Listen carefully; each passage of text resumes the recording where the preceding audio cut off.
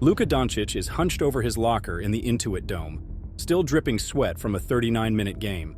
His jersey is torn, his face is totally red, and 2 feet away, JJ Redick is pacing like a guy gearing up for a fight. Suddenly, a chair flies across the room, and it wasn't Luka who threw it, it was Redick. This was what went down after JJ Redick's press conference on the 23rd of January, 2026. That night wasn't just a loss to the Clippers. That was the night the Luka to Lakers dream officially turned into a nightmare. Because while we were watching the highlights, JJ Redick was standing in front of a microphone publicly backstabbing one of the best players on the planet, all to protect his own ego. This may be the end of the Lakers as we know it. But wait until you hear what the so-called King LeBron was doing while his superstar teammate was being fed to the wolves. Forget the box score for a second. If you look at the stats for that game, you see the Lakers lost 112 to 104. You see Luka put up 32 points, 11 rebounds, and 8 assists. You think, okay, tough night against the Clippers, but it's not as simple as that. The real drama started the second JJ Redick sat down at that press conference after the game. He didn't look like a coach who just lost a game. He looked like a guy who had spent the last 2 hours preparing a script. He leans into the mic, checks his expensive watch, and drops a line that effectively ended the Lakers' honeymoon phase. He told everyone that there has to be a trust factor on the team.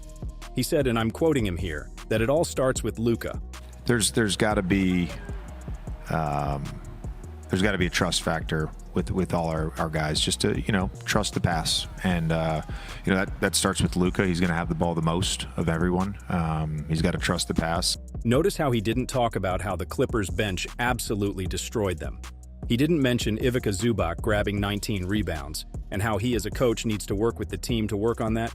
No, he went straight for Luka instead. Think about how insane that is. This is JJ Redick trying to end Luka's reputation in real time. He specifically called out Luka's 38.1% usage rate like it's a criminal offense.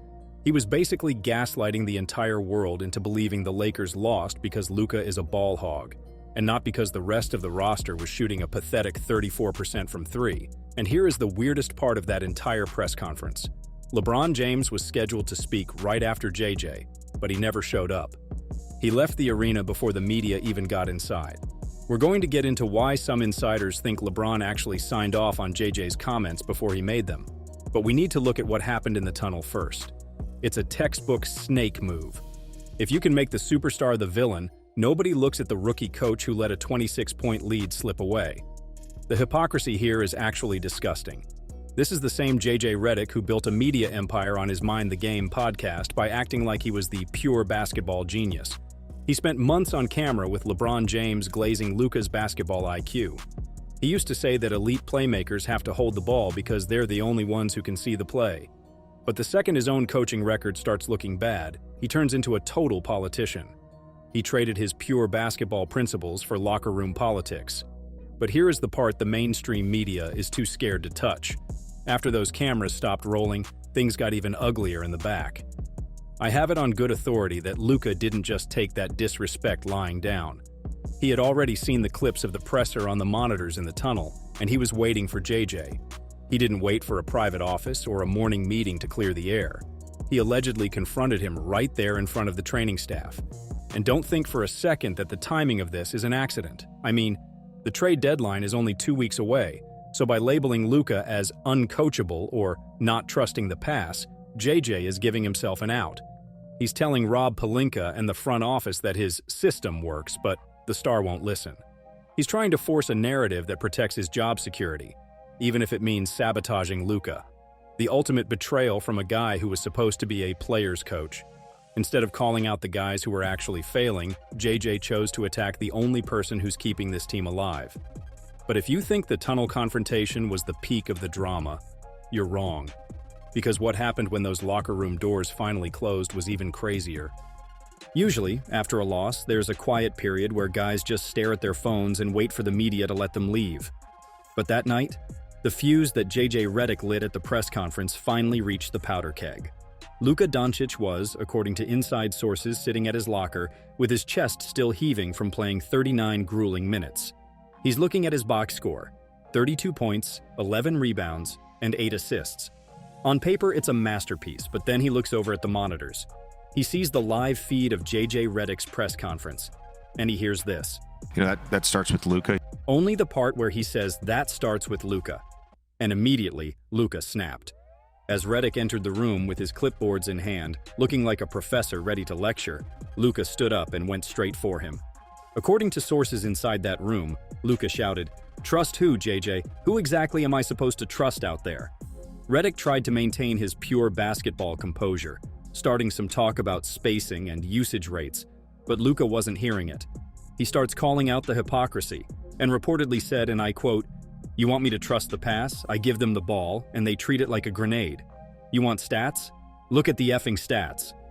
And that was where it got personal. Because he didn't just stay vague, he started naming names. He pointed a finger at the center of the room, specifically at DeAndre Ayton. Luka's frustration with Ayton had been brewing for weeks, but it boiled over here. He reportedly asked Ayton how a 7-footer with a max-level contract fumbles point-blank lobs like he did that night. I mean, look at this.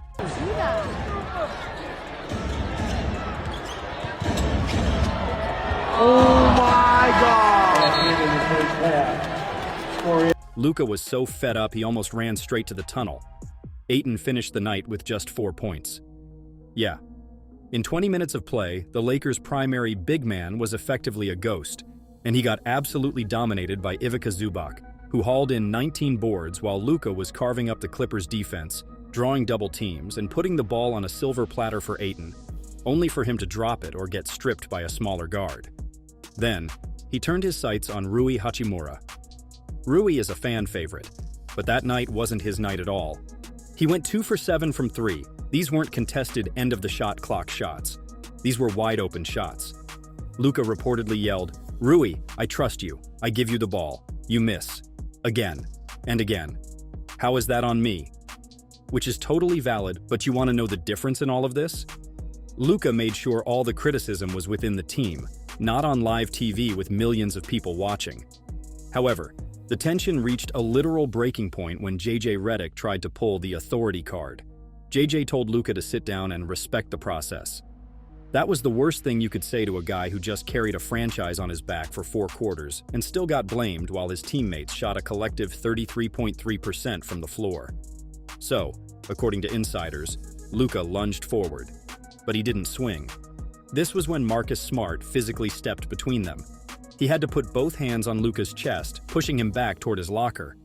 Smart was reportedly shouting, "Not here, not like this," even as he himself looked visibly frustrated. What gets me pissed personally is how JJ Redick was out here gaslighting the entire world into thinking Luka's 38.1% usage rate is the problem. But the numbers tell a different story. Look at the potential assists. In this game alone, Luka had 18 potential assists. That means if his teammates simply hit the open shots he created, Luka would have finished with 18 assists. But instead, he finished with 8 because the Lakers currently rank in the bottom 10 of the NBA in three-point percentage. They are shooting a pathetic 34.8% from deep as a team.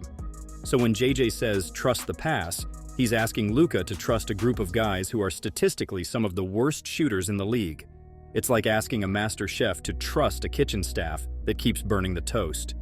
And if you want to know how much the Lakers actually need Luka to hog the ball, just look at the on and off splits. With Luka on the floor, the Lakers have an offensive rating of 117.9, but the second he sits, the rating drops like crazy. Without Luka's gravity, the Lakers' offense is basically a headless chicken. In fact, they currently rank 28th in points per game and 29th in assists per game. So in the end, the locker room eventually cleared out, but the damage was permanent. As Luka left, he didn't say a word to the media beyond a few sentences. But as he walked toward the bus, he was seen stopping for a brief, tense conversation with Rob Pelinka in the hallway. No one knows exactly what was said, but witnesses say Luka looked Pelinka dead in the eye and pointed back toward the locker room where JJ was still sitting. The Luka in LA dream is officially turning into a nightmare, and everyone in that building knows it. But what if I told you all this drama didn't start from this game? Listen, if you think that alleged fight in the locker room was just about losing a random game to the Clippers, you're missing the entire plot. This wasn't some random heat-of-the-moment thing. This was the final snap of a trap JJ Redick has been building since December. While the media was busy glazing JJ as this pure basketball genius, He has been low-key running a months-long campaign to humble Luka Doncic. It's been a psychological war. Let's go back to mid-December after that ugly loss to the Spurs. Instead of pulling his superstar aside like a real coach, JJ went straight to the mics and put Luka on blast. He told the world that the stars have to give more on defense. Now, to a casual fan, that sounds like tough love. But to us, we know the play. Funny thing is, Luka actually took the high road. He sat there and admitted JJ was right. But that was the moment the trap snapped shut. By getting Luka to publicly apologize, JJ established the scapegoat. Now every time the Lakers' defense falls apart, the fingers point at Luka. The Lakers are literally bottom 5 in giving up fast break points, so JJ basically created a human shield for his own coaching failures. But here's the part that should make your blood boil, the blatant double standard. Have you noticed JJ has never, not once, called out LeBron for his defense? Look at the tape, man. LeBron is 41, he's in year 23, and somehow, everybody is acting like things are normal with the Lakers. The guy's rocking a 119 defensive rating, literally one of the worst on the team. Opponents are out here treating the paint like an open-door policy when LeBron is on the floor. But JJ treats him like he's untouchable. Why? Because JJ knows exactly who signed his check. I mean, who doesn't know that JJ Redick was only hired because of the connection he and LeBron had on his podcast before he joined the Lakers? He's not just LeBron's coach, he's his podcast partner, so he uses Luka as a punching bag to show authority because he's too scared to tell LeBron to sit games out. What a joke. And don't even get me started on the tactical sabotage. Why is JJ starting DeAndre Ayton over a high-energy rim runner? We all know what Luka needs, a vertical spacer who rolls hard and catches lobs. Instead, JJ has him shackled to Ayton, a guy who wants mid-range touches and fumbles lobs like his hands are made of grease. Did you see that Mavs game on the 25th? Luka threw a perfect fast break lob, and Ayton literally smoked it again. This isn't a mistake, it's intentional. JJ is forcing Luka into this slow, post-entry system just to strip away the magic that made him a god in Dallas. But JJ isn't just coming for Luka alone. He's throwing the whole front office under the bus, too. After the Clippers' loss, he dropped that human element line about contract anxiety. He actually blamed the team's effort on guys like Rui Hachimura, Marcus Smart, and Gabe Vincent being worried about their 2026 player options. Yeah, I mean, it's just, again, I think it just goes back to the human element of everything. And you know, guys are worried about their futures, and that's what happens when you got a team full of free agents and player options. Think about how toxic that is. He's basically telling Rob Pelinka, I can't coach these guys because you gave them bad contracts. He's shifting the blame again to the GM, because sure, everyone else messed up apart from him. It's even crazier when you hear the rumor running through league circles that JJ is actively coaching to get players traded. The theory is, he's intentionally putting guys he doesn't like, specifically Pelinka's guys, into positions where they're guaranteed to look like trash. By making them look like liabilities in his system, he's forcing the front office to move them for his players. He's literally tanking his own players' value just to win a power struggle. And you don't have to just take my word for it. Just look at the math. Under Jason Kidd, Luka was a triple-double machine, putting up 33.9 points and nearly 10 assists. Under JJ, he's working twice as hard for the same output. The Luka magic is being suffocated by a coach who thinks he's the smartest guy in the room. And the worst part is how LeBron is just sitting there silent. Because as long as the media is debating Luka's defense or his usage rate, they aren't talking about LeBron's declining numbers or Bronny taking up a roster spot while the team is in a crisis. LeBron is playing the long game. He's protecting his legacy and his hand-picked coach while Luka gets burned at the stake. But the locker room incident proves Luka is finally seeing the trap for what it is. Look, let's keep it 100. We've seen this movie before, and it always ends with the superstar getting blamed while the coach tries to act like he's inventing the wheel. JJ Redick calling out Luka's usage rate is the oldest trick in the book. It's exactly what the media did to James Harden in Houston. Remember that? They called Harden selfish because he held the ball for 20 seconds per possession, but real ones know the truth. Harden wasn't being a ball hog. He was on a rescue mission. When your teammates are a bunch of role players who can't create a lick of their own offense, you have to hold the ball. And looking at this 2026 Lakers bench, it's a desert, man. Austin Reeves, the only other guy who can actually generate a shot, hasn't played a single minute since Christmas because of that calf strain. So who is actually generating a shot? Gabe Vincent is struggling, and the rest of these guys are play finishers, not playmakers. If Luka doesn't hold the ball, this offense doesn't just slow down, it flatlines. JJ knows this. Or at least, he used to know this. That's what makes this so annoying. If you go back to the Mind the Game podcast clips from like 2 years ago, JJ and LeBron used to sit there with their wine bottles and spend 20 minutes glazing guys like Luka. If you're able to get some guys that have some IQ about it as well, it unlocks even more. It just makes it harder to guard off of all of these off-ball actions. Yeah, and you're dealing with the best players in the world. They literally argued that elite playmakers should have high usage because they see the matrix of the defense. But the second JJ's own win-loss record is on the line, suddenly Luka is the problem. Suddenly, the usage rate is a criminal offense. And honestly, JJ is starting to remind me of the worst kind of coaches, the theory over reality guys. You guys remember Jim Boylan in Chicago? The guy who treated his players like factory workers and valued his system more than actual talent? Or even Rick Carlisle at the end of his Dallas run. Carlisle is a legend, but his my way or the highway style almost drove Luka out of the NBA entirely. Carlisle was so rigid about every set, every pass, and every rotation that it sucked the soul out of the game. JJ Redick was supposed to be the player's coach who fixed what Carlisle broke. He was supposed to be the new school guy who understood that you give a genius like Luka the keys and you stay out of the way. Instead, JJ is turning into Carlisle 2.0. But on the other hand, it just makes you wonder, is this organization just uncoachable, or is JJ totally in over his head? Think about it. Frank Vogel won a ring and they fired him. Darvin Ham went to a conference final and they treated him like he didn't know how to call a timeout. Now we have JJ, and we're right back in the same toxic cycle. At some point, you have to realize that Redick isn't the solution. He's just the latest guy to get hired because he's boys with LeBron.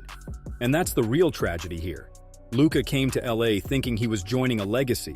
Instead, he joined a circus where the ringleader is too busy protecting his own reputation to realize he's sabotaging the best player he's ever coached.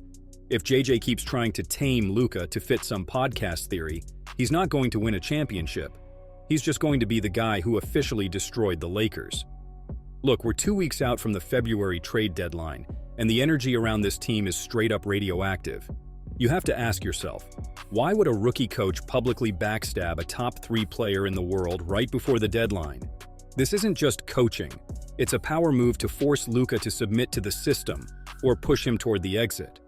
There are already whispers about a Luka move if things don't change, with teams like the Heat and Nets hovering like vultures. By labeling Luka as uncoachable, JJ is giving the front office an excuse to pivot if they decide the LeBron-Luka experiment is a failure.